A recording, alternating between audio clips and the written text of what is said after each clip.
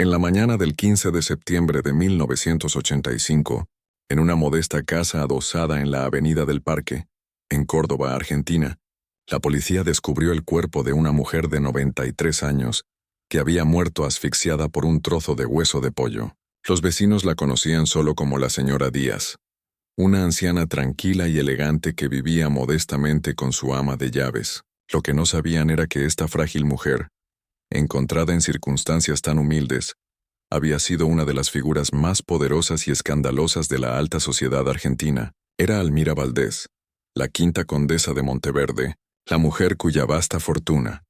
financió el descubrimiento de la tumba del emperador inca Tupac Amaru y la inspiración real detrás de la condesa en la serie Downton Abbey.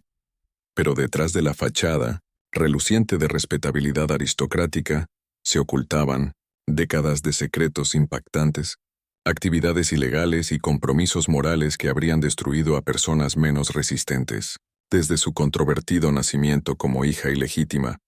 pasando por escándalos de chantaje, juicios por adulterio y rumores susurrados sobre abortos ilegales realizados en sus exclusivas clínicas de enfermería. La historia de Almira se lee como el más oscuro melodrama victoriano, adaptado a los vientos de la pampa argentina. El informe policial de esa mañana de septiembre anotó que la modesta casa contenía solo unos pocos remanentes de su antigua grandeza. Un marco de plata con la imagen de un magnífico castillo, algunas cartas descoloridas atadas con una cinta y una caja de joyas que no guardaba más que piezas de bisutería. Sin embargo, esta misma mujer había poseído tesoros invaluables de familias bancarias legendarias, había comandado la lealtad de líderes políticos y tenía el poder de hacer o destruir reputaciones en los círculos más exclusivos de Buenos Aires. La mujer que murió sola en Córdoba esa primavera había comandado la lealtad de soldados heridos, la devoción de hombres poderosos y el temor de la élite aristocrática porteña. Su ascenso y caída representan una de las sagas más extraordinarias y perturbadoras en los anales de la aristocracia argentina. Una historia que revela cómo la corrupción y el engaño pueden florecer incluso en los entornos más respetables, y cómo la búsqueda de poder y respetabilidad puede consumir a quienes sacrifican su alma para lograrlos. En la edad de oro de la Argentina victoriana, cuando el país se erigía como el granero del mundo, y el privilegio aristocrático parecía tan eterno como las piedras de la Catedral de Buenos Aires, pocas instituciones parecían más sólidas que las grandes estancias rurales. El castillo de Monteverde en la provincia de Buenos Aires, con su imponente arquitectura neogótica y sus 5.000 hectáreas impecables, encarnaba este mundo aparentemente inquebrantable de poder hereditario y riqueza interminable. Las paredes de piedra color miel del castillo habían sido testigos de generaciones de historia familiar de los Molina. Desde gauchos legendarios hasta políticos de la era rosista, cada generación agregando su propia capa a la acumulada prestigio y poder del lugar. Sin embargo, debajo del barniz pulido de conversaciones en salones y elaboradas cenas, la realidad era mucho más precaria. Para la década de 1890, muchas de las mayores estancias de Argentina estaban al borde de la ruina financiera, sus nobles dueños atrapados entre los aplastantes costos de mantener sus sedes ancestrales y las rígidas expectativas sociales que les prohibían dedicarse al comercio o los negocios vulgares. La depresión agrícola que había comenzado en los años 1870 había devastado los ingresos por arrendamientos que formaban la base de la riqueza aristocrática. Mientras tanto, los crecientes costos de mantener vastos hogares, extensos terrenos y elaborados calendarios sociales creaban una crisis económica que amenazaba la supervivencia misma del sistema hereditario. El castillo de Monteverde requería un personal de más de 80 sirvientes para funcionar correctamente, desde el mayordomo que supervisaba la compleja jerarquía del hogar, hasta los jardineros que mantenían los elaborados jardines formales que rodeaban la finca. La factura anual de carbón por sí sola consumía miles de pesos, mientras que los costos de entretener, un requisito esencial para mantener la posición social, podían arruinar a una familia en una sola temporada. La gran biblioteca, con sus volúmenes encuadernados en cuero y manuscritos invaluables, requería un mantenimiento constante y control climático que costaba más al año que lo que ganaban la mayoría de las familias de clase media en una década. Añadiendo complejidad, La finca incluía vastos campos de cultivo y ganadería que, en tiempos de sequía o fluctuaciones del mercado internacional, generaban pérdidas en lugar de ganancias, forzando a los dueños a endeudarse con bancos extranjeros para mantener las apariencias.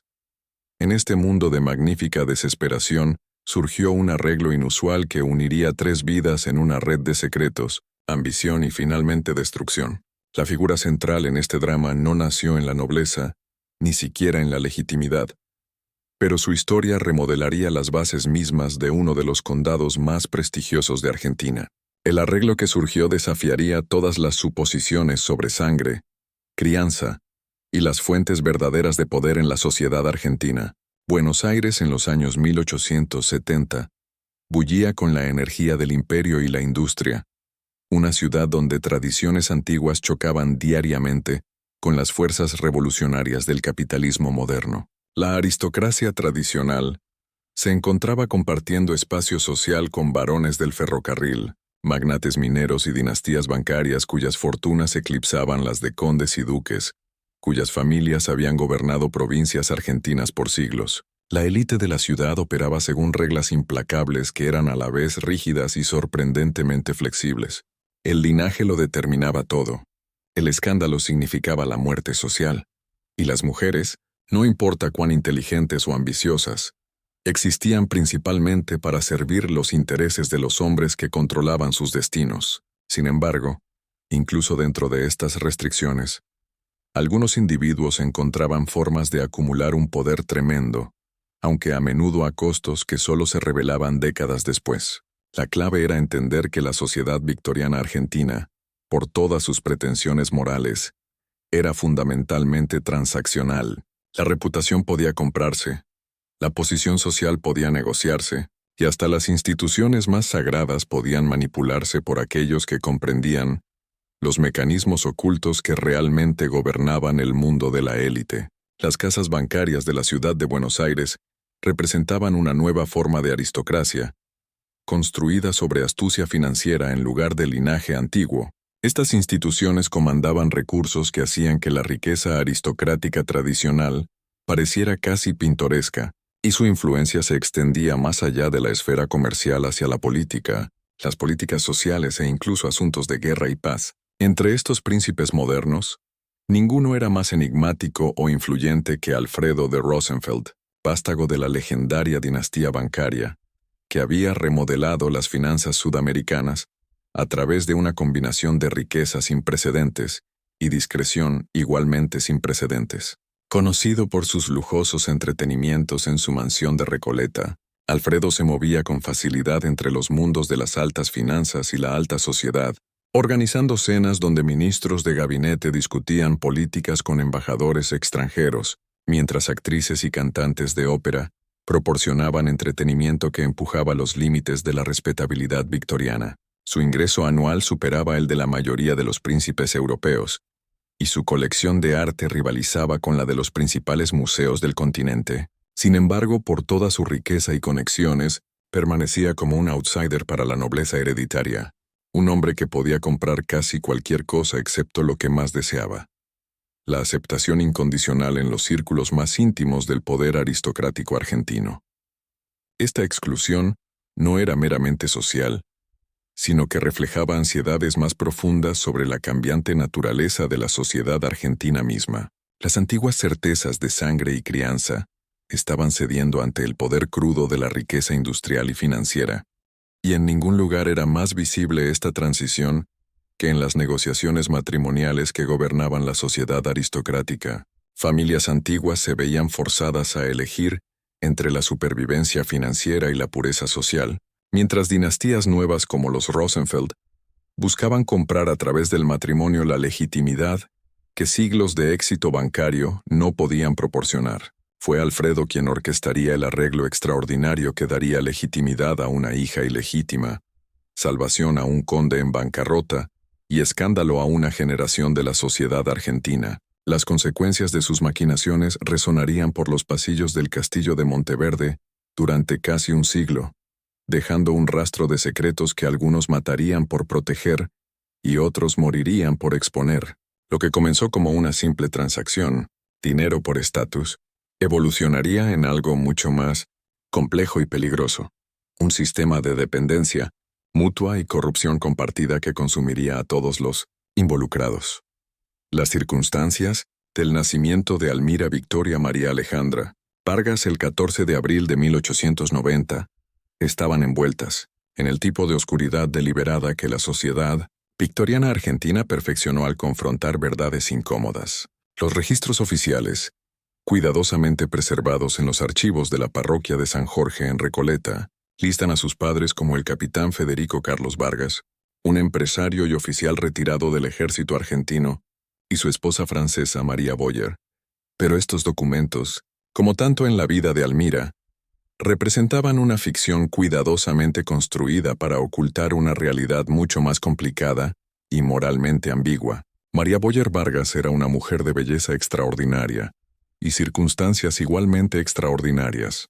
una figura que encarnaba las dinámicas sociales complejas que definirían la existencia entera de su hija. Nacida en una respetable familia bancaria francesa, con conexiones a lo largo de Europa continental, poseía el tipo de elegancia sofisticada que era cada vez más valorada en los círculos cosmopolitas de Buenos Aires. Su educación había sido impecable. Hablaba 4 idiomas con fluidez, tocaba el piano a nivel de concierto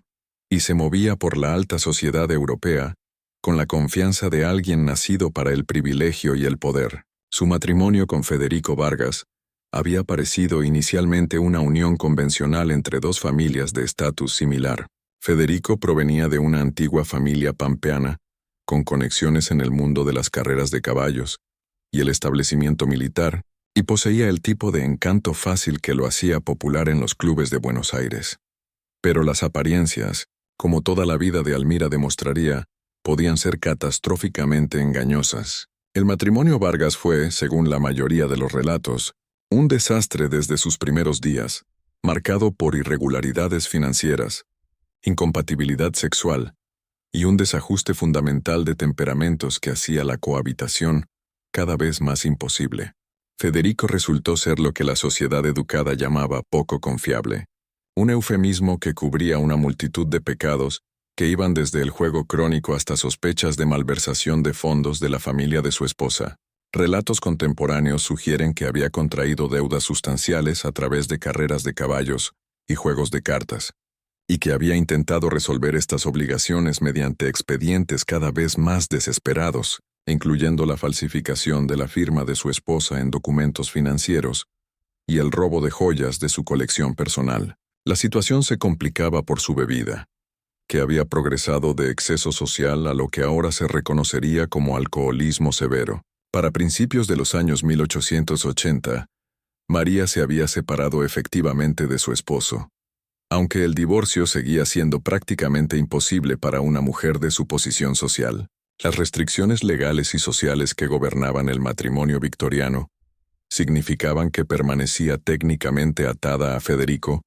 a pesar de su completa enajenación, creando una situación que era tanto humillante personalmente como práctica y peligrosa. No era libre para volver a casarse ni completamente independiente, existiendo en un limbo legal que la hacía vulnerable al chisme social y la manipulación financiera. Fue durante este periodo de crisis matrimonial que se involucró con Alfredo de Rosenfeld, quien se estaba estableciendo como una de las figuras financieras más influyentes de Buenos Aires. Lo que comenzó como un conocido social, María se movía en los pointings, círculos sofisticados donde la riqueza bancaria intersectaba con la cultura continental, evolucionó en algo mucho más íntimo y consecuencial de lo que cualquiera de las partes había anticipado inicialmente. Alfredo, un soltero confirmado que había mostrado poco interés en el matrimonio convencional, parecía cautivado por la combinación de inteligencia, sofisticación y elegancia europea de María. La relación que se desarrolló entre Alfredo y María operaba según los códigos sociales complejos que gobernaban las relaciones extramatrimoniales entre la élite victoriana. Oficialmente, mantenían la ficción de que su conexión era meramente de amistad e interés intelectual mutuo. Alfredo fue presentado como el asesor financiero de María y más tarde como el padrino de su hija, títulos que proporcionaban cobertura social para una relación que todos entendían pero nadie podía reconocer abiertamente. En realidad, Alfredo se había convertido en el principal medio de apoyo de María, proporcionándole una casa en Recoleta, una generosa asignación anual y acceso a círculos sociales que habrían estado cerrados para ella como esposa separada. Más revelador aún, comenzó a tomar un interés extraordinario en el bienestar de María que iba mucho más allá de lo que cualquier mero conocido podría esperar. Registros bancarios contemporáneos muestran pagos regulares y sustanciales de la cuenta personal de Alfredo a los gastos del hogar de María, cubriendo todo desde salarios de sirvientes hasta costos de entretenimiento elaborado. También le proporcionó joyas, obras de arte y otros artículos de lujo que la establecieron como una de las mujeres más a la moda de Buenos Aires, a pesar de su posición social técnicamente precaria. Cuando María anunció su embarazo a fines de 1889, el momento presentó tanto una crisis como una oportunidad que definiría el resto de sus vidas. Federico Vargas era oficialmente aún su esposo, proporcionando cobertura legal para la legitimidad del niño y protegiendo a todas las partes del escándalo social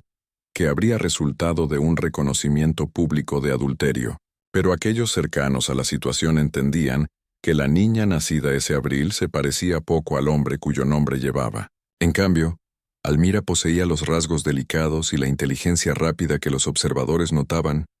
eran notablemente similares a los de Alfredo de Rosenfeld. El nombre inusual de la niña, una combinación que parecía referenciar a ambos padres sin reconocer a ninguno, proporcionaba otra pista para aquellos lo suficientemente sofisticados como para reconocer la significancia de tales detalles. Más revelador aún era el interés inmediato e intenso de Alfredo en el bienestar del bebé.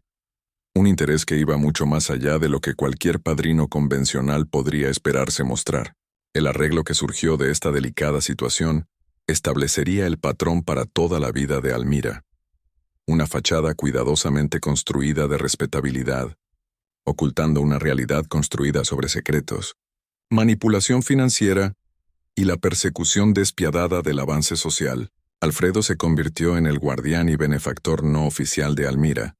colmándola de regalos y atención, mientras mantenía la ficción de que solo cumplía con sus deberes como padrino. Federico Vargas, presumiblemente compensado por su discreción, jugaba su rol como el padre distante pero reconocido, con la resignación de un hombre que había renunciado hace mucho a cualquier pretensión de controlar su propio destino. Pero incluso como niña, Almira parecía entender que su posición era precaria y que su supervivencia dependía de su habilidad para navegar las complejas decepciones que rodeaban su nacimiento. Aquellos que la conocieron en esos primeros años describían a una niña de precocidad inusual, poseyendo una capacidad casi aterradora para leer situaciones sociales y manipularlas en su ventaja. Aprendió temprano que la supervivencia en su mundo dependía no de la verdad o la virtud, sino de la gestión hábil de las apariencias y el cultivo cuidadoso de aliados poderosos. El aspecto más perturbador de este arreglo era cómo completamente normalizaba la decepción como forma de vida. Almira creció entendiendo que su misma existencia se basaba en mentiras. Mentiras sobre su parentesco, mentiras sobre la situación financiera de su familia, y mentiras sobre la verdadera naturaleza de las relaciones que gobernaban su mundo. Esta inmersión temprana en la duplicidad probaría ser tanto su mayor fuerza como su caída definitiva, proporcionándole las habilidades necesarias para lograr un éxito social extraordinario, mientras simultáneamente creaba el marco psicológico que eventualmente llevaría a su destrucción. A medida que Almira se acercaba a su cumpleaños número 17, en 1907, la edificación cuidadosamente construida de su vida temprana comenzó a revelar tanto sus fortalezas como su inestabilidad fundamental. Bajo el patrocinio lujoso de Alfredo de Rosenfeld, había sido transformada de una hija ilegítima de parentesco cuestionable en una de las debutantes más buscadas de Buenos Aires. Su educación había sido impecable, conducida por tutores privados seleccionados cuidadosamente por su discreción, tanto como por sus calificaciones. Hablaba francés, alemán e italiano con fluidez, tocaba el piano a un nivel casi profesional, y poseía un entendimiento sofisticado de arte. literatura y música que impresionaba incluso a los observadores más hastiados. Su guardarropa, supervisado personalmente por Alfredo y ejecutado por los modistos más exclusivos de Buenos Aires, era magnífico, más allá de lo que la mayoría de las hijas legítimas de la aristocracia podrían esperar. Los famosos vestidos de Worth, las joyas de Cartier y los accesorios elaborados que marcaban sus apariciones en los eventos sociales más prestigiosos de Buenos Aires representaban una inversión en su futuro que pocos padres, legítimos o no, habrían estado dispuestos a hacer. Más importante aún, sus conexiones sociales habían sido cultivadas cuidadosamente a través de la influencia de Alfredo para abrir puertas en los niveles más altos de la sociedad argentina. Sin embargo, debajo de esta superficie reluciente, corrientes más oscuras ya comenzaban a fluir con creciente intensidad. La generosidad de Alfredo hacia Almira no había pasado desapercibida por los chismosos de la sociedad porteña, y se hacían preguntas incómodas sobre la verdadera naturaleza de su relación. Algunos susurraban que el interés de Alfredo en la niña era más que paternal, una sugerencia que, aunque casi ciertamente falsa, destacaba la naturaleza precaria de la posición de Almira y la amenaza constante de escándalo que pendía sobre su identidad social, cuidadosamente construida. Otros observadores especulaban más acertadamente sobre su verdadero parentesco, notando no solo las similitudes físicas impactantes entre el banquero y su supuesta ahijada, sino también los arreglos legales inusuales que gobernaban su crianza. Registros judiciales de la época muestran que Alfredo había establecido una serie compleja de fideicomisos e instrumentos financieros diseñados para proveer para el futuro de Almira, arreglos que iban mucho más allá de lo que cualquier padrino convencional podría esperarse crear. Estos rumores podrían haber permanecido como mero cotilleo de salón, pero intersectaban con ansiedades más amplias sobre la cambiante naturaleza de la sociedad argentina en los años 1900. Las antiguas certezas de sangre y crianza estaban cediendo ante el poder crudo de la riqueza industrial y financiera, y en ningún lugar era más visible esta transición que en el mercado matrimonial que gobernaba la sociedad aristocrática. Jóvenes de linaje antiguo se encontraban cortejando a hijas de varones del ferrocarril y magnates mineros, mientras condes y vizcondes empobrecidos calculaban el valor preciso de herederas estadounidenses y fortunas bancarias, con la fría precisión de comerciantes de commodities. La temporada social de 1907 fue particularmente notable por el número de matrimonios motivados financieramente que dominaron los titulares y por la discusión cada vez más abierta de los cálculos económicos que gobernaban el emparejamiento aristocrático. Familias que una vez habían podido elegir parejas matrimoniales basadas en consideraciones de linaje y compatibilidad social ahora se veían forzadas a priorizar la ventaja financiera por encima de todas las otras preocupaciones, llevando a uniones que satisfacían la necesidad económica mientras creaban nuevas formas de tensión social y infelicidad personal. Fue en esta atmósfera de desesperación apenas oculta y transformación social que Jorge Eduardo Sánchez Molina, el futuro quinto conde de Monteverde, entró en la historia de Almira. Nacido en 1880, en una de las familias más distinguidas de Argentina, Molina representaba todo lo que la aristocracia argentina se suponía que encarnaba. Linaje antiguo trazado hasta la conquista española, títulos heredados que comandaban respeto automático y vastas estancias que habían sido acumuladas a lo largo de siglos de administración cuidadosa y matrimonios ventajosos. La familia Molina había servido a líderes argentinos por más de 8 siglos, proporcionando estadistas, soldados y diplomáticos que habían ayudado a moldear el curso de la historia argentina. La sede familiar en el castillo de Monteverde era en sí misma un monumento a la continuidad aristocrática. Su arquitectura neogótica, incorporando elementos que databan de tiempos coloniales, mientras mostraba la riqueza y el gusto de generaciones sucesivas. La biblioteca del castillo contenía una de las mejores colecciones privadas de manuscritos históricos en Sudamérica, mientras que sus galerías de arte exhibían tesoros que rivalizaban con los de los principales museos europeos. Pero como tantos de su generación, Molina también encarnaba la debilidad fundamental que estaba carcomiendo el sistema aristocrático desde dentro. Sus problemas eran en la superficie deprimentemente típicos de su clase y generación. Había pasado su juventud en las actividades aristocráticas aprobadas, apostando en los clubes exclusivos de la Avenida Alvear, carreras de caballos en Palermo y La Plata, y diversas formas de entretenimiento costoso que se consideraban esenciales para mantener la posición social, sin prestar atención correspondiente a la gestión de su herencia o la salud financiera a largo plazo de sus estancias. La extensión de la irresponsabilidad financiera de Molina era staggering, incluso para los estándares de su generación derrochadora. Registros contemporáneos sugieren que para mediados de sus 20 años, enfrentaba deudas que excedían los 200,000 pesos, una suma enorme equivalente a millones en moneda actual. Los costos de operación del castillo de Monteverde por sí solos consumían más de lo que sus estancias podían generar, mientras que sus gastos personales en juegos, carreras y diversas formas de entretenimiento habían alcanzado niveles que amenazaban la supervivencia misma de su antiguo condado. Más preocupante que su mera irresponsabilidad financiera eran los rumores que circulaban sobre el carácter y la conducta personal de Molina. Aquellos que lo conocían bien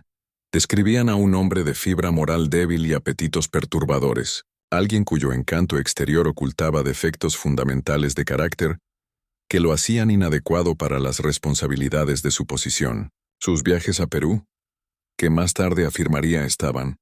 motivados por interés arqueológico y preocupación por su salud, se entendían ampliamente como impulsados por su atracción a los distritos notorios de burdeles y fumaderos de opio en Lima. Médicos de sociedad trataban discretamente a Molina por lo que llamaban enfermedades continentales, un eufemismo para enfermedades de transmisión sexual contraídas durante estas aventuras andinas. Los tratamientos eran tanto caros como continuos, sugiriendo que la condición de Molina era seria y que sus patrones de comportamiento estaban profundamente arraigados. Más perturbadoras aún eran las implicaciones de su condición para cualquier matrimonio futuro, ya que las enfermedades que había contraído podían transmitirse a una esposa y potencialmente a cualquier hijo nacido de tal unión. Incluso más preocupantes eran los rumores que circulaban sobre el comportamiento de Molina hacia mujeres de su propia clase social. Varias familias prominentes habían retirado discretamente a sus hijas de eventos sociales cuando se esperaba que Molina asistiera, y al menos una joven había sido casada apresuradamente con un señor menor chileno después de un incidente con Molina que nunca se explicó públicamente, pero que dejó a su familia exigiendo satisfacción inmediata y amenazando con ostracismo social para cualquiera que continuara asociándose con él. Fue contra este fondo de necesidad mutua y compromiso moral que Alfredo de Rosenfeld comenzó a orquestar lo que probaría ser uno de los matrimonios arreglados más exitosos y ultimately destructivos en la historia victoriana. Argentina. Molina necesitaba dinero desesperadamente, no solo para pagar sus deudas existentes, sino para mantener el estilo de vida y la posición social que su título demandaba. Almira necesitaba la respetabilidad que solo un título antiguo podía proporcionar, transformándola de una niña de legitimidad cuestionable en una condesa incuestionablemente legítima. Alfredo, por su parte, necesitaba asegurar la posición de su ahijada mientras avanzaba sus propias ambiciones sociales a través de la conexión con uno de los condados más antiguos de Argentina. Las negociaciones que tuvieron lugar durante el invierno de 1907-1908 se llevaron a cabo con la precisión de sangre fría de una fusión corporativa, involucrando abogados, banqueros e intermediarios sociales que entendían que facilitaban no una unión romántica, sino una transacción financiera compleja, disfrazada de matrimonio. Los términos del arreglo, cuando finalmente se acordaron, eran staggering en su alcance e implicaciones. Alfredo acordó proporcionar una dote que liquidaría todas las deudas existentes de Molina y proporcionaría un ingreso anual suficiente para mantener el castillo de Monteverde y sus estancias asociadas en el estilo apropiado. A cambio, Molina se casaría con Almira y le proporcionaría la posición social que su nacimiento irregular le había negado, tratándola con el respeto y la consideración debida a una condesa legítima, y asegurando que cualquier hijo nacido de su unión fuera criado como miembro incuestionado de la familia Molina. Lo que nadie anticipó, o quizás lo que las tres partes eligieron ignorar, Fue como completamente este arreglo corrompería a todos los participantes, poniendo en marcha una cadena de eventos que los consumiría a todos en una red de decepción, explotación y destrucción mutua que abarcaría casi 3/4 de siglo. El matrimonio de Almira Vargas con Jorge Molina, quinto conde de Monteverde, el 26 de junio de 1910, fue celebrado por la Sociedad de Buenos Aires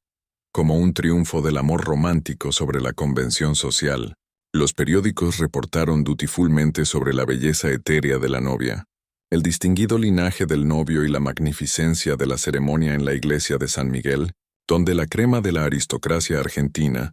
se reunió para presenciar lo que parecía ser una unión perfecta entre nobleza antigua y elegancia moderna. El desayuno de bodas en la mansión de Recoleta fue descrito con detalle impresionante, con atención especial a los arreglos florales elaborados, la porcelana inestimable de Rosenfeld y la presencia de figuras políticas entre los invitados. Lo que los periódicos no reportaron, y lo que la mayoría de los invitados o no sabían o elegían ignorar, eran las negociaciones mucho más siniestras que habían hecho posible el matrimonio, o los patrones de comportamiento profundamente perturbadores que ya estaban emergiendo dentro del triángulo complejo de relaciones que ahora gobernaba la vida en el castillo de Monteverde. El certificado de matrimonio en sí, aunque legalmente válido, representaba quizás el fraude matrimonial más caro en la historia victoriana. Un documento que transformaba la dependencia financiera en aparente cumplimiento romántico y la ambición social en la apariencia de devoción mutua. Desde el principio, el matrimonio de Monteverde fue menos una unión de dos personas que un arreglo comercial complejo, involucrando tres partes con intereses fundamentalmente incompatibles y necesidades cada vez más desesperadas. Alfredo continuó ejerciendo una enorme influencia sobre las finanzas de la pareja, haciendo efectivamente a ambos, Almira y Jorge, dependientes de su continua buena voluntad y aprobación. Los documentos legales que formalizaban este arreglo eran obras maestras de ingeniería financiera victoriana, creando un sistema de fideicomisos, asignaciones y pagos condicionales que aseguraban el control de Alfredo mientras mantenían la ficción de la independencia del conde. Jorge resentía esta dependencia, incluso mientras era impotente para escapar de ella. Su orgullo continuamente herido por recordatorios de su subserviencia financiera a un hombre que consideraba su inferior social. El impacto psicológico de esta humillación fue profundo, llevando a un comportamiento cada vez más errático, que alternaba entre períodos de resentimiento suyo y explosiones de ira dirigidas principalmente a su esposa, quien servía como recordatorio visible de su estatus degradado. Mientras tanto, Almira se encontraba atrapada entre la lealtad a su benefactor y las demandas de su nuevo rol como condesa, una posición que requería mantener la ficción de que su matrimonio se basaba en afecto genuino, mientras gestionaba simultáneamente la compleja red de obligaciones financieras y sociales que realmente gobernaban su existencia. La tensión de mantener estas múltiples decepciones comenzó a mostrarse casi inmediatamente, ya que observadores notaron su creciente tendencia hacia comportamiento controlador y su obvia infelicidad, a pesar de su aparente triunfo social. Las dinámicas psicológicas de este arreglo probaron ser extraordinariamente tóxicas para los tres participantes. La debilidad natural y cobardía moral de Jorge se exacerbaban por su humillación financiera, llevándolo a buscar compensación a través de comportamiento cada vez más reckless que empujaba los límites de la conducta aristocrática aceptable. Sus viajes a Perú se volvieron más largos y frecuentes, y las historias que filtraban de vuelta a Argentina sugerían actividades que iban mucho más allá de la investigación arqueológica o viajes por salud. Relatos contemporáneos de expatriados argentinos en Lima describen a Jorge como una figura familiar en los cuartos más disreputables de la ciudad, donde caballeros europeos podían indulgir en placeres que habrían sido impensables en la sociedad de Buenos Aires. Los burdeles, fumaderos de opio y casas de juego que atendían a visitantes ricos se convirtieron en los haunts principales de Jorge, y su comportamiento en estos establecimientos era reportedly tan excesivo que sorprendía incluso a los propietarios habitualmente jaded que servían a la demanda internacional. Más perturbador aún eran los reports de que Jorge había comenzado a involucrarse en actividades que bordeaban lo criminal, incluyendo el comercio ilegal de antigüedades que florecía en Perú durante este periodo. Varias fuentes contemporáneas sugieren que las actividades arqueológicas legítimas posteriores de Jorge servían en parte como cobertura para una participación continua en el contrabando de artefactos antiguos, un negocio lucrativo pero peligroso que lo ponía en contacto con algunos de los personajes más turbios del Pacífico Sur. Mientras tanto, Almira descubrió que su nueva posición como condesa, aunque le proporcionaba la respetabilidad que había anhelado, venía con sus propias restricciones y expectativas que a menudo conflictuaban con su inteligencia y ambición naturales. El rol de una condesa victoriana era en gran parte ceremonial, involucrando un ciclo interminable de obligaciones sociales que requerían gastos enormes, pero proporcionaban poco en términos de poder o influencia genuinos. Se esperaba que entretuviera, patrocinara causas caritativas apropiadas y sirviera como ornamento para la posición social de su esposo, pero se la desanimaba de expresar opiniones independientes o perseguir intereses que pudieran considerarse no femeninos o inapropiados. La frustración de estas restricciones comenzó a manifestarse en comportamiento controlador cada vez más hacia su personal doméstico, su círculo social, y eventualmente hacia cualquiera que cayera dentro de su esfera de influencia. Los sirvientes en Monteverde comenzaron a reportar incidentes de ira explosiva por infracciones menores, y varios empleados de largo plazo dejaron sus posiciones. Citando las demandas imposibles y el temperamento impredecible de la condesa, más perturbador aún, eran los rumores que comenzaron a circular sobre la vida privada de la pareja y la verdadera naturaleza de su relación. Visitantes al castillo de Monteverde notaban la tensión visible entre esposo y esposa, la forma cuidadosa en que evitaban conversaciones privadas, y la obvia infelicidad de Almira a pesar de su éxito exterior. Los entretenimientos elaborados que la pareja organizaba eran descritos como brillantemente orquestados, pero de alguna manera huecos, faltando el calor genuino y la espontaneidad que caracterizaban hogares verdaderamente felices. Lo más preocupante de todo eran las preguntas que comenzaron a rodear el parentesco de los hijos de la pareja, particularmente su hijo Enrique. Nacido el 7 de noviembre de 1912, el nacimiento de Enrique Molina debería haber sido un momento de celebración para la familia de Monteverde, asegurando la sucesión y proporcionando un heredero para continuar la antigua línea Molina. La elaborada ceremonia de bautizo celebrada en la capilla privada del castillo de Monteverde fue atendida por representantes de familias políticas y celebrada como un triunfo de la continuidad aristocrática. En cambio, el evento se convirtió en la fuente de nuevas ansiedades y especulaciones susurradas que perseguirían a la familia por generaciones. Aquellos que vieron al infante notaron inmediatamente que se parecía poco a cualquiera de sus padres oficiales, poseyendo en cambio el color más oscuro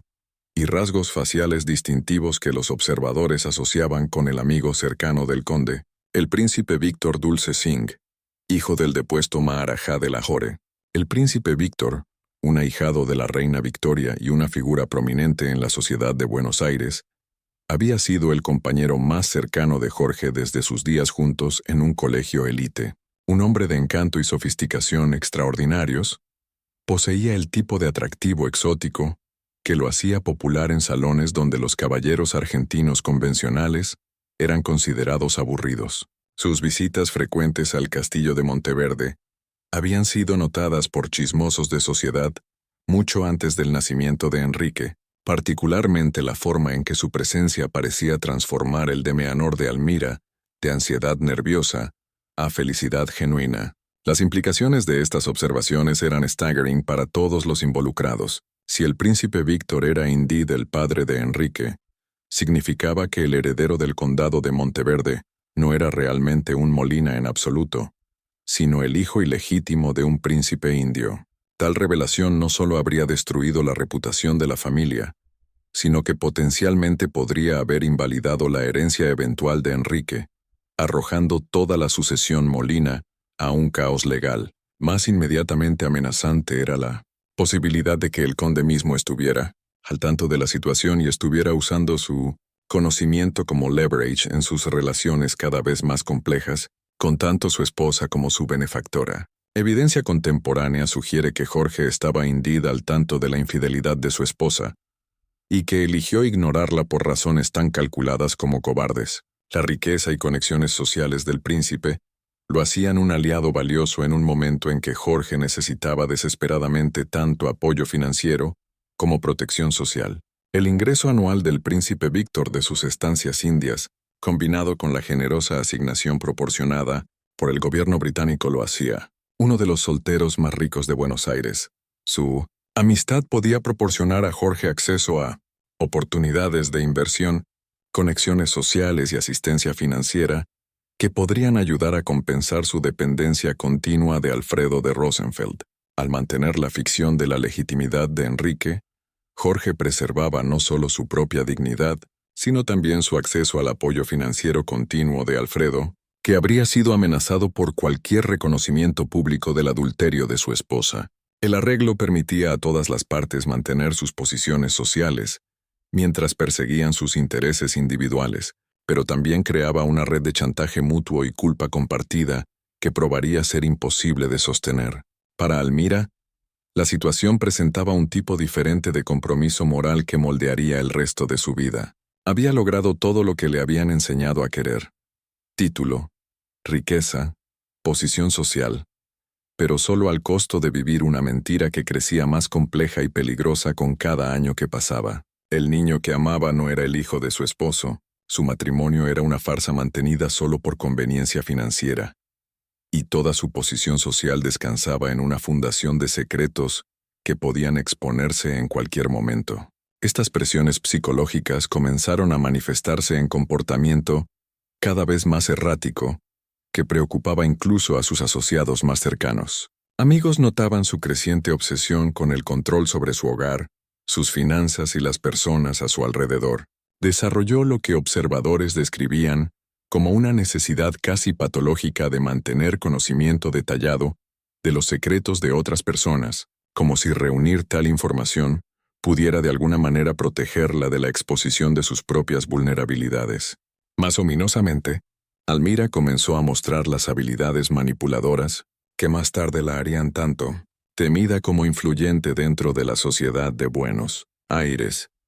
Aprendió a usar su conocimiento de las debilidades de otras personas como herramientas para avanzar sus propios intereses, ya sea a través de chantaje sutil, ostracismo social estratégico o formas más directas de coerción. Lo que comenzó como medidas defensivas, gradualmente evolucionó en un sistema comprensivo para ejercer poder sobre otros, un sistema que eventualmente se extendería mucho más allá de los salones del Castillo de Monteverde hacia los niveles más altos de la vida política y social argentina. El estallido de la Primera Guerra Mundial en agosto de 1914 proporcionó a Almira una oportunidad inesperada para reinventarse una vez más, esta vez como una benefactora patriótica dedicada al cuidado de soldados heridos. Su decisión de convertir el Castillo de Monteverde en un hospital militar fue inicialmente alabada por periódicos y observadores de sociedad como un ejemplo de deber aristocrático y servicio desinteresado a la nación durante su hora de mayor necesidad. La transformación parecía representar todo lo mejor de la tradición aristocrática argentina. La voluntad de sacrificar comodidad personal por servicio público, la aplicación de riqueza privada a propósitos nacionales y el mantenimiento de valores argentinos incluso frente a una crisis global sin precedentes. Argentina, aunque neutral en el conflicto, recibía heridos de aliados europeos y enviaba voluntarios, lo que hacía que el gesto de Almira pareciera aún más generoso en un país no directamente involucrado en la guerra. Lo que el público no entendía, sin embargo, era cómo completamente esta empresa reflejaba los patrones más oscuros que ya habían venido a definir el carácter de Almira. La necesidad de control absoluto sobre todos en su entorno, la manipulación de causas nobles para ventaja personal y la explotación sistemática de individuos vulnerables que se encontraban dependientes de su caridad. El proyecto hospitalario revelaría ultimately no la capacidad de Almira para altruismo genuino, sino su genio para disfrazar el interés propio como servicio público y para extraer el máximo beneficio personal de gestos aparentemente generosos. La transformación de Monteverde en un hospital militar fue indeed notable en su alcance y aparente generosidad, representando una inversión de dinero y esfuerzo que pocos individuos privados habrían estado dispuestos o capaces de hacer. Almira no escatimó gastos en crear lo que era arguably el centro médico más lujoso en Argentina, completo con quirófanos modernos equipados con los últimos instrumentos quirúrgicos, habitaciones individuales para cada paciente amuebladas con finas sábanas y muebles cómodos, y un nivel de confort que superaba con creces cualquier cosa disponible en hospitales militares convencionales. Las grandes salas del castillo se convirtieron en pabellones que se parecían más a suites de hotel de lujo que a instalaciones médicas, con pacientes durmiendo en camas que previamente habían acomodado a visitantes reales y comiendo en porcelana que llevaba el escudo de la familia Molina. Enfermeras profesionales fueron reclutadas de los hospitales más prestigiosos de Buenos Aires,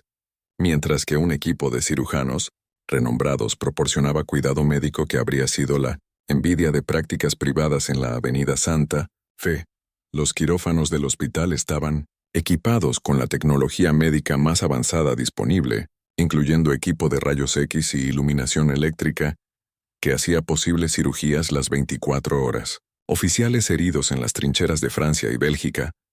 se encontraban recuperándose en entornos de elegancia casi inimaginable, atendidos por personal que los dirigía por sus rangos, militares y servidos con comidas que rivalizaban con las de los mejores restaurantes de Buenos Aires. El contraste con las condiciones brutales que habían dejado atrás en la zona de guerra era tan marcado que muchos pacientes inicialmente creían estar alucinando,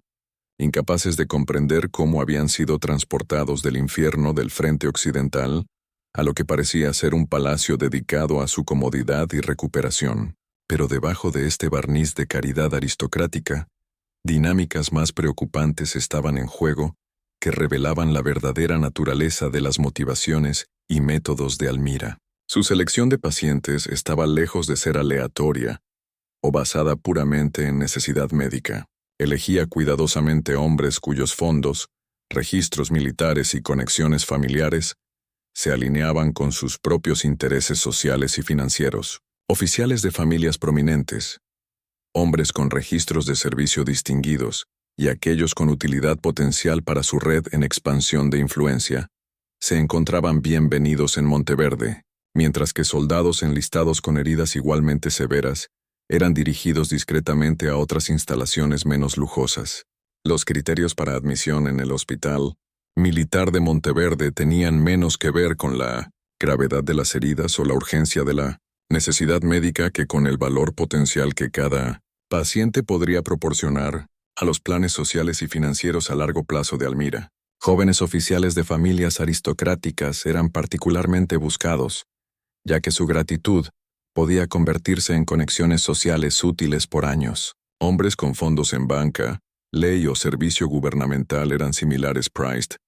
ya que su expertise profesional podría probar valiosa en ventures futuros. Más significativamente, Almira comenzó a usar su rol como benefactora para cultivar una red de dependientes agradecidos que pudieran ser llamados para varios favores en los años venideros. Las dinámicas psicológicas del hospital estaban calculadas cuidadosamente para crear lazos de obligación que se extendían mucho más allá del periodo de tratamiento médico, transformando pacientes temporales en deudores permanentes, que entendían que sus futuros sociales y profesionales podrían depender de su lealtad continua a su antigua benefactora. Las dinámicas psicológicas dentro del hospital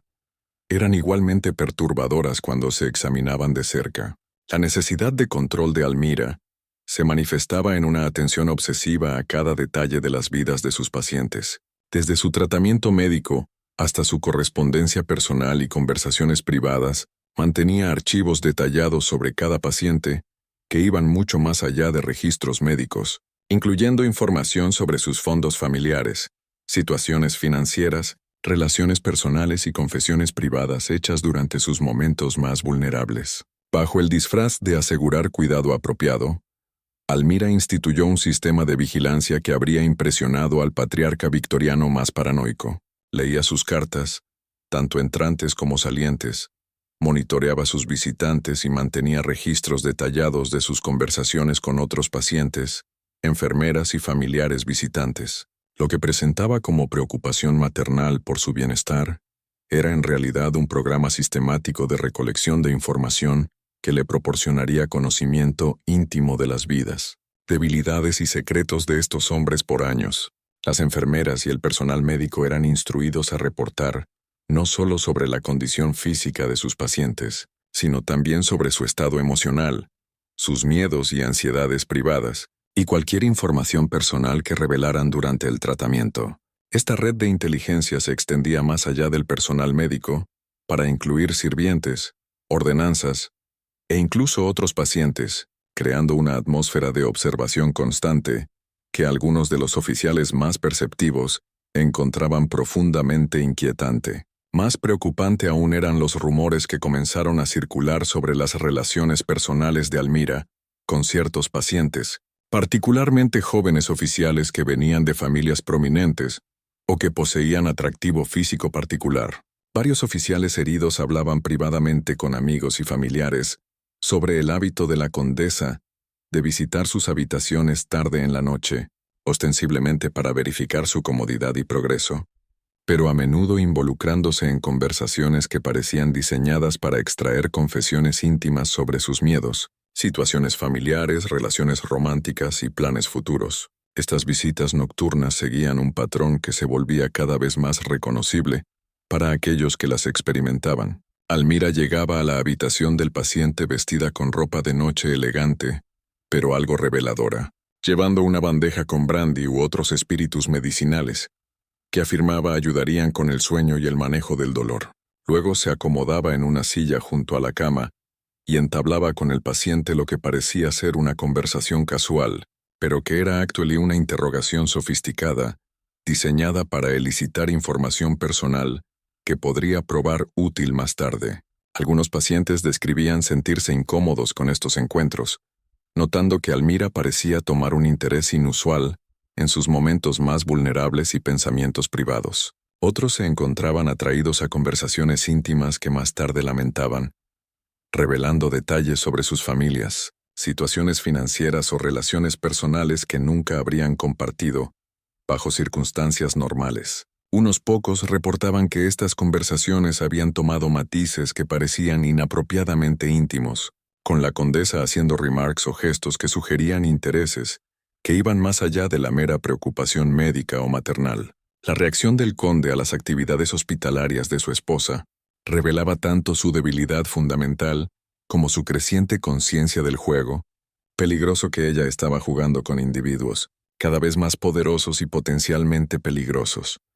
Privadamente se refería a Monteverde como el amputado de Monteverde, una broma amarga que reflejaba no solo su resentimiento por ser desplazado de su propio hogar, sino también su sospecha de que las motivaciones de Almira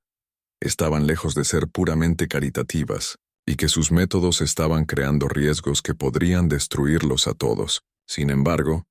Jorge era impotente para intervenir efectivamente, tanto por su dependencia financiera continua del apoyo de Alfredo como porque la imagen pública de Almira como enfermera devota y benefactora patriótica hacía cualquier crítica a sus actividades socialmente imposible. Cualquier intento de desafiar sus operaciones hospitalarias habría sido visto como egoísmo antipatriótico, mientras que su propia reputación por debilidad y compromiso moral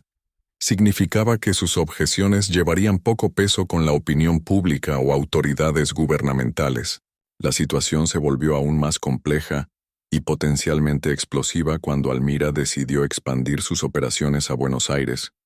abriendo un segundo hospital en la Plaza Bryanston,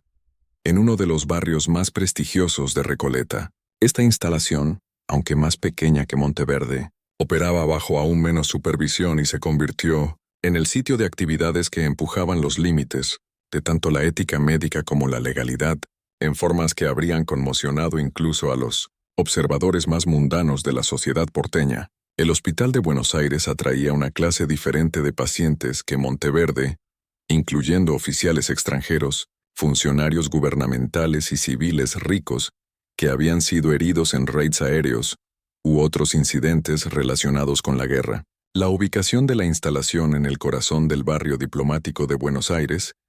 la hacía un lugar natural de reunión para visitantes internacionales, creando oportunidades para recolección de inteligencia y tráfico de influencias que Almira fue rápida en explotar. Pacientes en la Plaza Bryanston reportaban procedimientos médicos que parecían diseñados más para extraer información que para promover la curación, incluyendo el uso de drogas experimentales que inducían estados de relajación y locuacidad,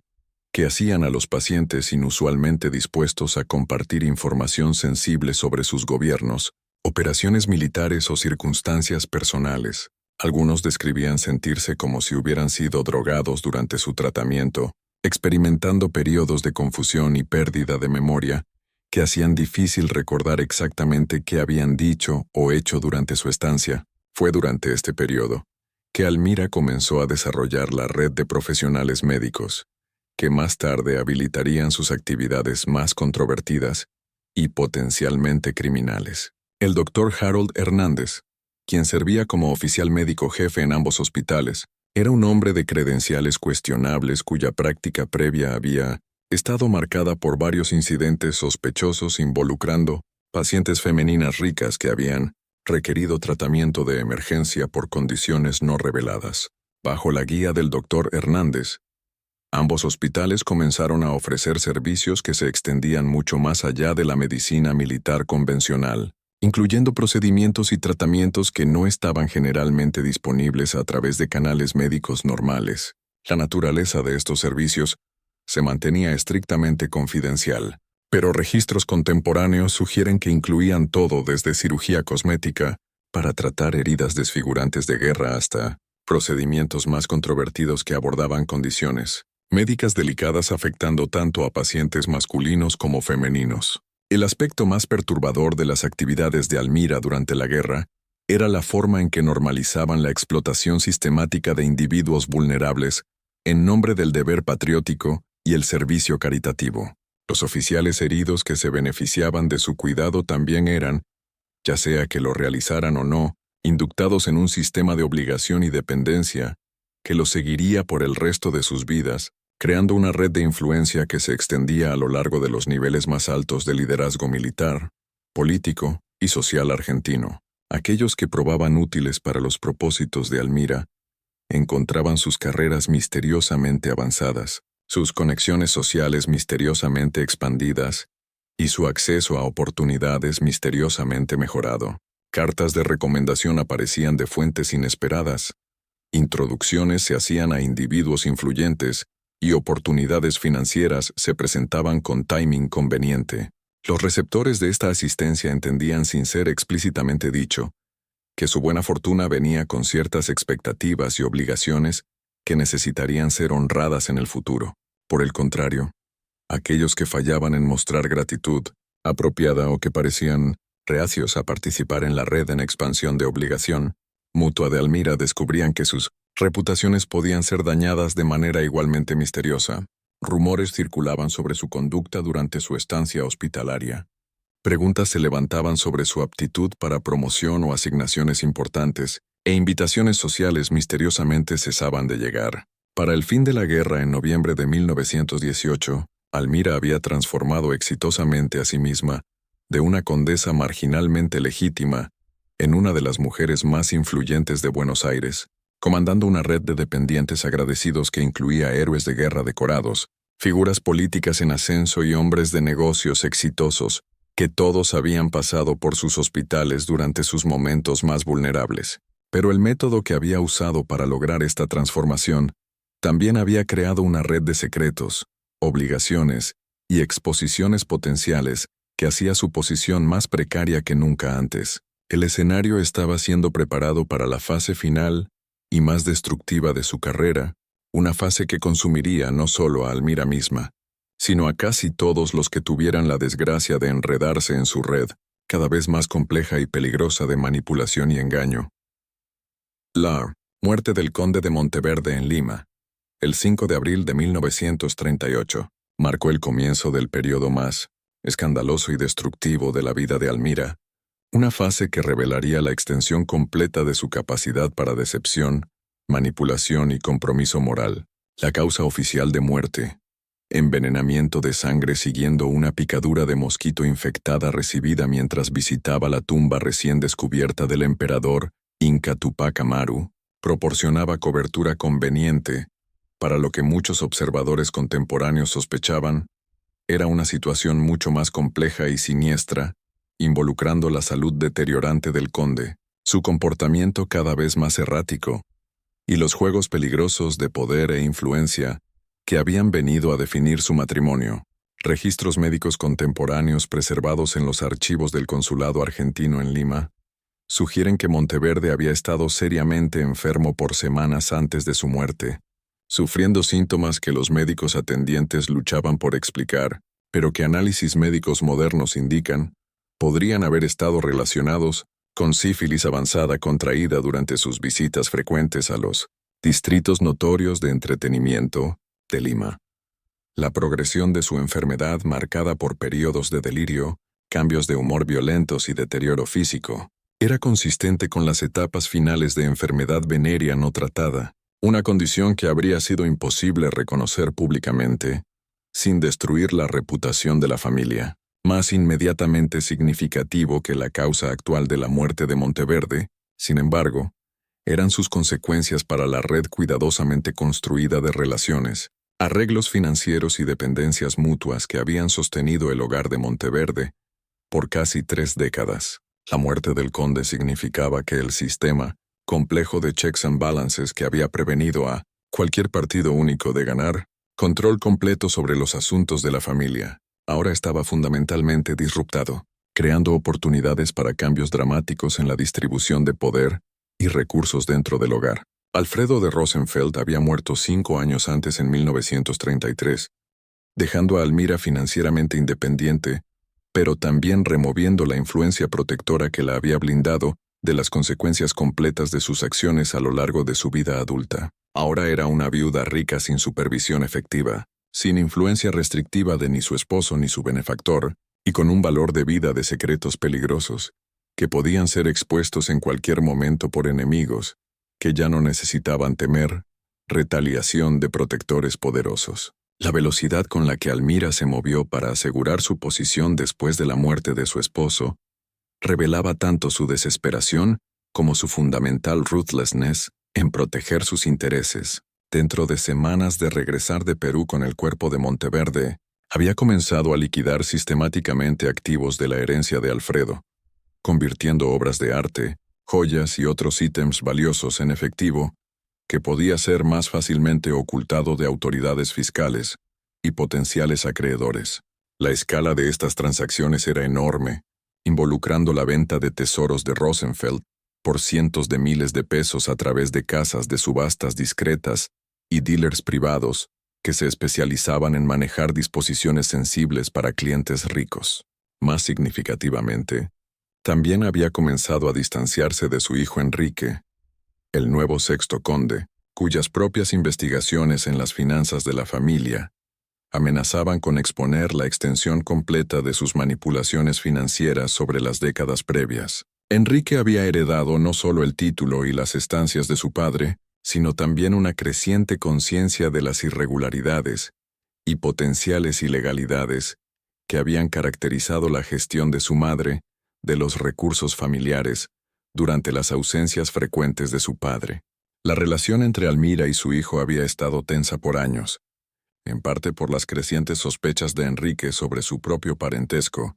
pero más inmediatamente por su conciencia del comportamiento, cada vez más errático y potencialmente criminal de su madre. Enrique poseía documentación que sugería que Almira había estado embezzling fondos sistemáticamente del estate para sus propios propósitos, usando su posición como châtelaine para redirigir recursos que deberían haber sido usados para mantener el castillo de Monteverde y sus propiedades asociadas a sus cuentas personales y ventures privados. Enrique también había comenzado a hacer preguntas incómodas sobre la verdadera naturaleza de las operaciones hospitalarias de su madre y las fuentes de ingreso que le habían permitido mantener instalaciones tan lujosas sin aparente regard por costo o rentabilidad. Sus investigaciones habían revelado irregularidades financieras que sugerían que los hospitales habían sido usados para propósitos mucho más allá del tratamiento médico, incluyendo actividades que podrían haber violado tanto la ética médica como la ley criminal. Pero Enrique heredó no solo el título de su padre, sino también su debilidad fundamental de carácter, careciendo de la fuerza o coraje necesario para confrontar directamente a su madre sobre su misconduct, mientras era incapaz de ignorar la evidencia mounting de su potencial criminalidad. El resultado fue una guerra fría entre madre e hijo, que eventualmente llevaría a la traición más devastadora de Enrique, una traición que destruiría lo que quedaba de lealtad familiar, mientras exponía a Almira a consecuencias legales y sociales, que había pasado décadas tratando de evitar. La situación se volvió infinitamente más compleja y peligrosa con el matrimonio apresurado de Almira, con el teniente coronel Iván Ortiz Díaz, en diciembre de 1938, solo 8 meses después de la muerte de Monteverde, y a una velocidad que conmocionó incluso a los observadores de sociedad, endurecidos por escándalos, de Buenos Aires. El matrimonio estaba claramente motivado por desesperación más que por afecto, representando el intento de Almira de asegurar protección y apoyo de un hombre cuya propia flexibilidad moral y necesidades financieras lo hacían tanto un aliado valioso como un liability potencialmente catastrófico. Díaz era todo lo que Monteverde no había sido: joven, guapo, encantador, físicamente vigoroso y absolutamente sin escrúpulos morales o restricciones éticas. También estaba profundamente endeudado, recientemente divorciado bajo circunstancias escandalosas y cargando secretos propios que lo hacían tanto valioso como extremadamente peligroso como compañero matrimonial. Su récord militar, aunque superficialmente impresionante, ocultaba un patrón de comportamiento que lo había traído repetidamente a la atención de sus oficiales superiores, por razones que tenían nada que ver con su competencia profesional. Las circunstancias del cortejo de Almira con Díaz revelaban la extensión completa de su corrupción moral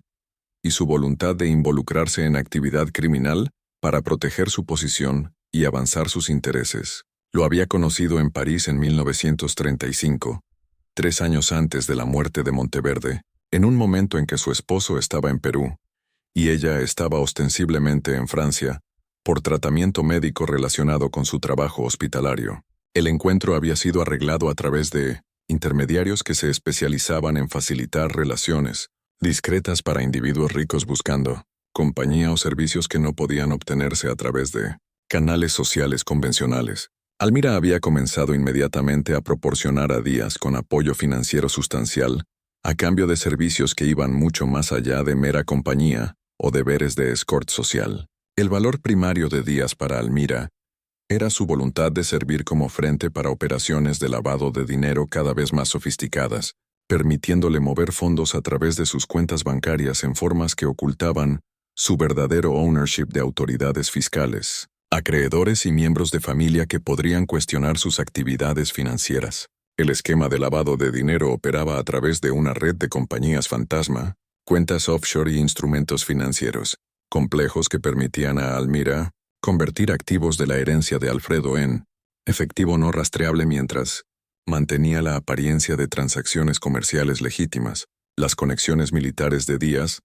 proporcionaban acceso a sistemas bancarios internacionales y mercados de cambio extranjero que habrían sido difíciles para Almira acceder directamente, mientras que sus conexiones sociales proporcionaban cobertura para transacciones que de otra manera podrían haber atraído atención no deseada de autoridades. Más perturbadora aún era la evidencia que emergió durante procedimientos legales posteriores, sugiriendo que Almira y Díaz habían sido amantes mientras Monteverde aún vivía, conduciendo su affair con una brazenness que conmocionaba incluso a observadores de sociedad jaded de Buenos Aires, que estaban acostumbrados a arreglos extramatrimoniales discretos entre las clases altas. Entradas de diarios contemporáneos y cartas preservadas en archivos privados describen encuentros entre Almira y Díaz en locaciones a lo largo de Buenos Aires y París, incluyendo hoteles, clubes privados e incluso las propias instalaciones hospitalarias de Almira. Díaz había sido un visitante frecuente a ambos hospitales de Almira durante la guerra, ostensiblemente como paciente recibiendo tratamiento por heridas menores sostenidas durante servicio militar, pero actual y sirviendo como su cómplice en varios esquemas financieros y operaciones de recolección de inteligencia. Su relación había sido un secreto abierto entre ciertos círculos por años, antes de que la muerte de Monteverde la hiciera legalmente posible para que se casaran, con varias figuras prominentes de sociedad, testificando más tarde que habían asumido que la pareja ya estaba casada en todo, menos en nombre. El matrimonio con Díaz también trajo a Almira en contacto directo con Dorotea Díaz, la primera esposa del coronel, cuya propia historia revelaba las profundidades de depravidad moral que caracterizaban los círculos sociales en los que Almira ahora se movía y los tipos de arreglos que individuos ricos y poderosos estaban dispuestos a hacer en persecución de sus intereses personales y profesionales. Dorotea Díaz era ella misma una figura de considerable complejidad y ambigüedad moral, una mujer que había sido efectivamente prostituida por su esposo al general Juan Cowan, el cuartermáster general del ejército argentino, a cambio de promociones militares y oportunidades de negocio lucrativas que habían avanzado la carrera de Díaz mientras le proporcionaban acceso a contratos gubernamentales e información insider que había usado para ganancia personal. El arreglo entre Dorotea, su esposo y el general Cowan había continuado por años durante y después de la Primera Guerra Mundial, con Dorotea sirviendo como la amante del general, mientras permanecía legalmente casada con Díaz, una relación triangular que proporcionaba a todas las partes la gratificación sexual, beneficios financieros y avance profesional que deseaban, mientras mantenía un velo cuidadoso de respetabilidad que los protegía de escándalo público. La posición de Dorotea en este arreglo era tanto poderosa como precaria, ya que poseía conocimiento íntimo de secretos gubernamentales y operaciones militares que la hacían valiosa para sus amantes, mientras simultáneamente la convertía en un riesgo potencial de seguridad que podía ser eliminado si se volvía inconveniente o demandante. Su relación con el general Cowan le había proporcionado acceso a información clasificada, contratos gubernamentales y planificación militar de alto nivel, que iba mucho más allá de lo que cualquier civil debería haber sido permitido saber. Cuando Dorotea aprendió del matrimonio de Díaz con la rica condesa de Monteverde, vio una oportunidad para escapar del arreglo degradante que había definido su vida adulta, mientras ganaba seguridad financiera que la haría independiente de tanto su ex esposo como su amante militar. Su demanda por la alimony que Díaz había prometido pero nunca pagado era en su superficie un simple asunto de enforcement de contrato y obligación matrimonial. En realidad, sin embargo, la acción legal de Dorotea representaba una amenaza directa al sistema entero de mentiras, manipulación financiera y actividad criminal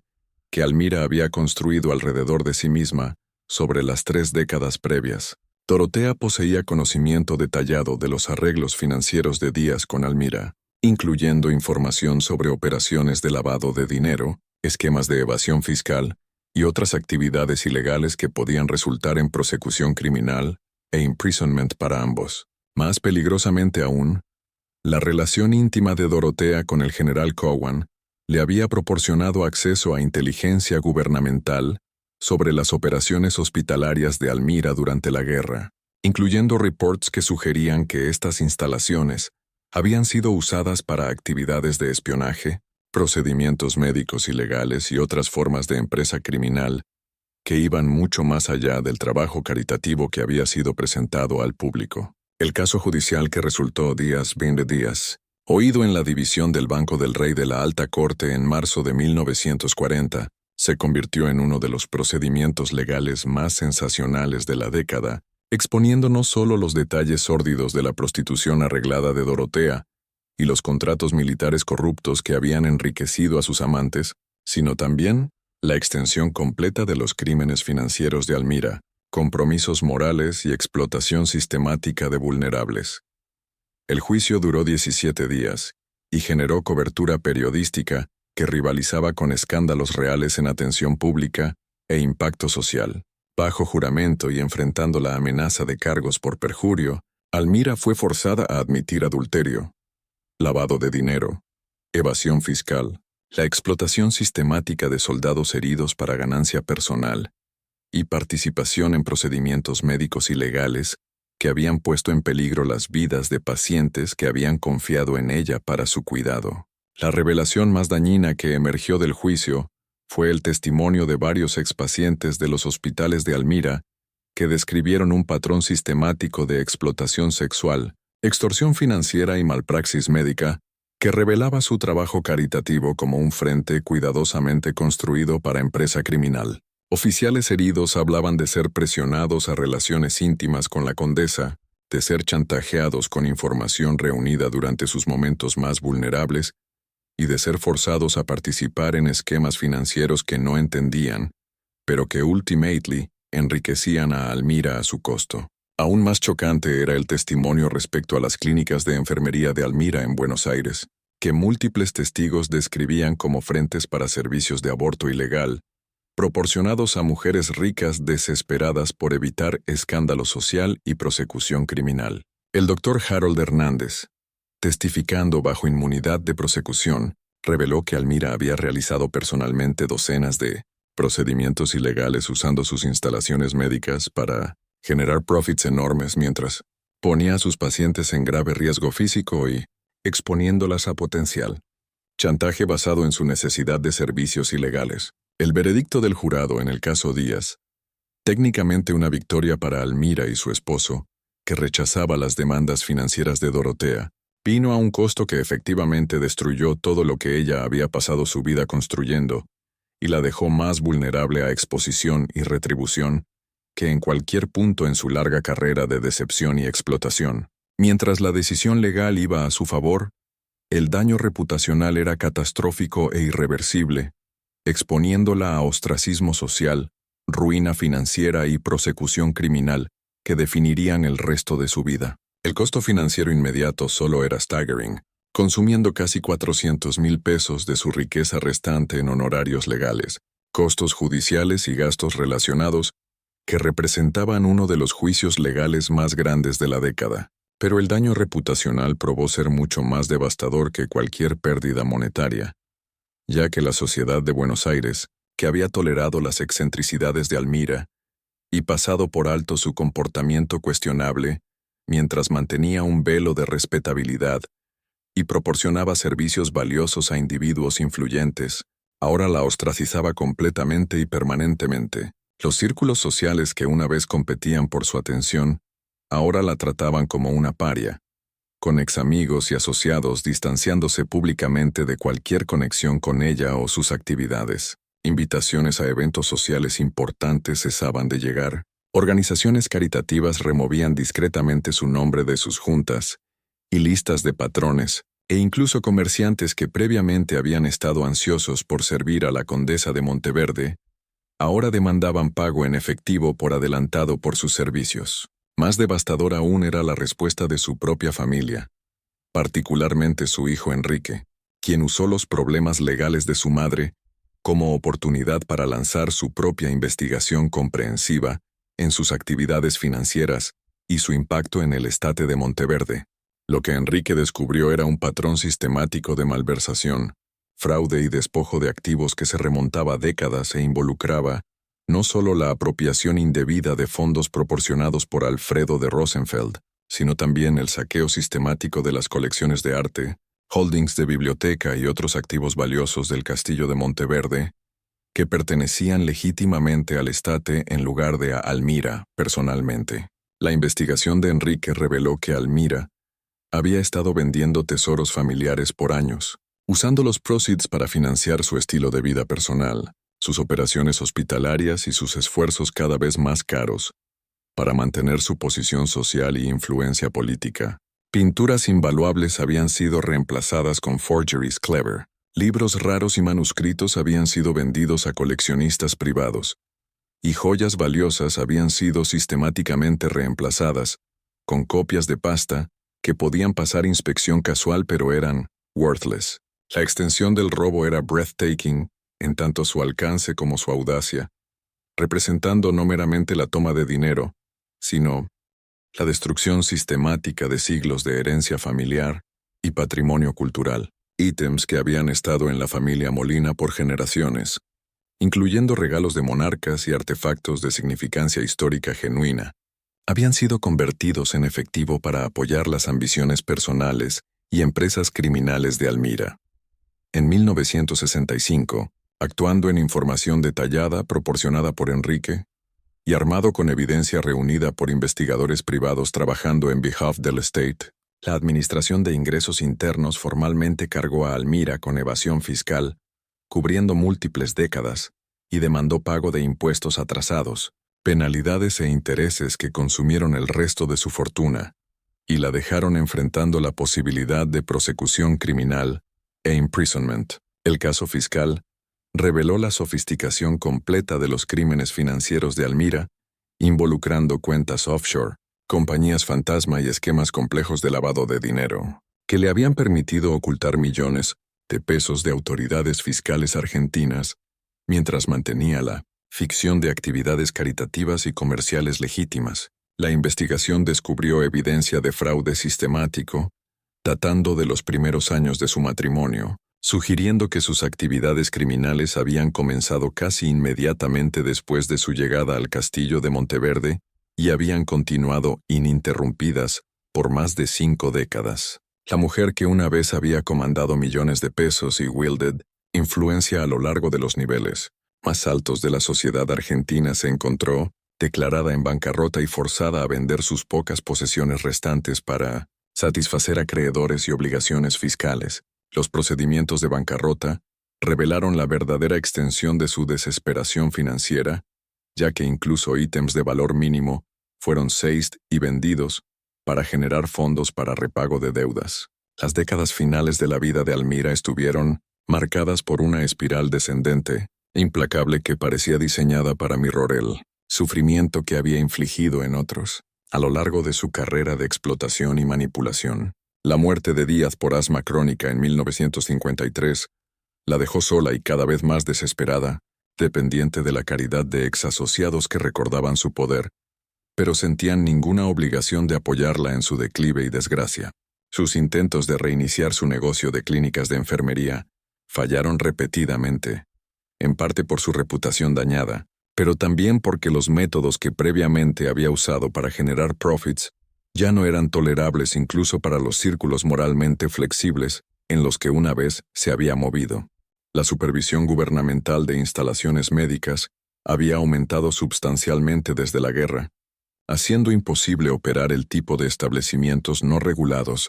que previamente le habían proporcionado tanto ingreso como oportunidades para explotación. Más patéticamente, Almira pasó sus años finales intentando comerciar con su conexión al descubrimiento de la tumba de Tupac Amaru, escribiendo artículos para revistas populares y dando conferencias que prometían revelar secretos insiders sobre el famoso hallazgo arqueológico y su rol en financiar la expedición que había hecho posible el descubrimiento. Pero incluso estos esfuerzos estaban tainted por su incapacidad para distinguir entre verdad y ficción self-serving, llevándola a inventar historias cada vez más elaboradas sobre su relación con el arqueólogo principal